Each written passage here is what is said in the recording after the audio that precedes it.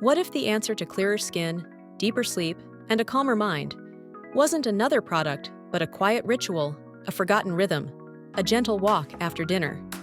I didn't plan for this video. The microphone's out, the lighting's cozy, and I'm tucked into my favorite little corner of the world, books to my left, my piano to my right, a cup of tea in hand. And honestly, that feels right. Because what I want to talk about today is not a quick fix or a magic pill. It's the slow, steady shifts that changed my health in ways I never thought possible. So let me take you back to when I wasn't sleeping, when my skin felt like a war zone, when food felt complicated, and exercise sometimes made things worse.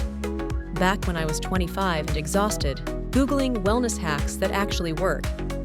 At 2 a.m., with a hot water bottle pressed to my chest. That was my ordinary world. Tired, hopeful, overwhelmed. Then came the call to adventure. It wasn't loud, it was more like a whisper. A video here, a podcast there. Someone mentioned the 3-2-1 rule for sleep. No food 3 hours before bed, no drinks 2 hours before, no phone 1 hour before. At the time, I would have tried anything. I was desperate. But still, I hesitated. What if this was just another TikTok trend that didn't work?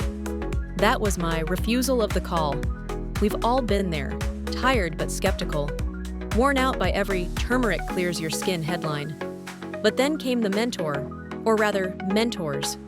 Books, quiet moments, a deep, aching exhaustion that pushed me to finally listen to my body instead of chasing quick fixes. I started small. Tried the 3-2-1 rule, bought a red lamp, sat outside at sunset, pretending I was a sunflower slowly turning toward rest. And that was when I crossed the threshold, when my nightly scroll turned into a ritual.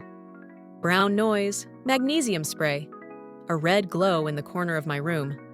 Somatic exercises that, I kid you not, made me feel like I was drugged in the best, coziest, I'm a baby being rocked to sleep way. I became someone who reads before bed, someone who sleeps. Me. But the journey didn't stop there. Tests, allies, and enemies came in the form of doubts, routines that slipped, days I forgot. But also, walks. 10-minute walks after dinner that, strangely, made my skin glow. I realized when I'm traveling, I always feel better, clearer skin, better digestion, better moods.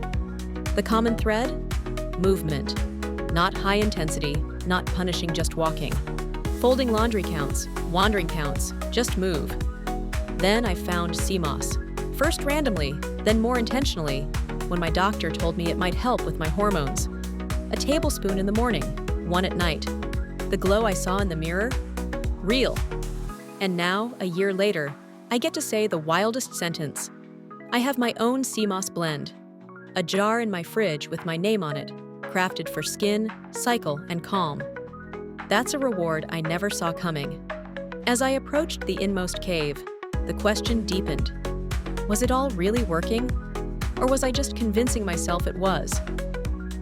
Enter the ordeal, my skin flaring up before an event. I panicked, then paused. Red light therapy, my last resort. I'd been skeptical at first light.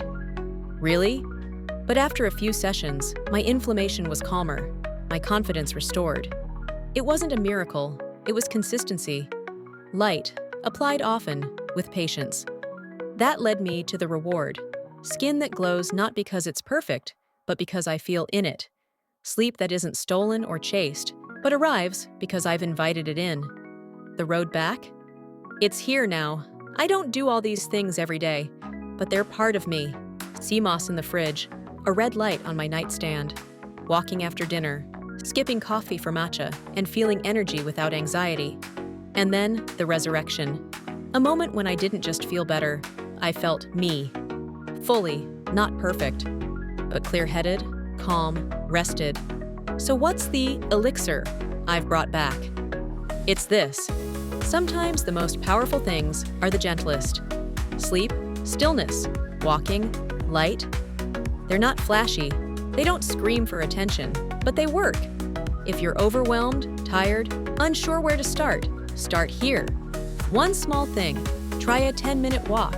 Try red light. Try turning your phone off an hour earlier.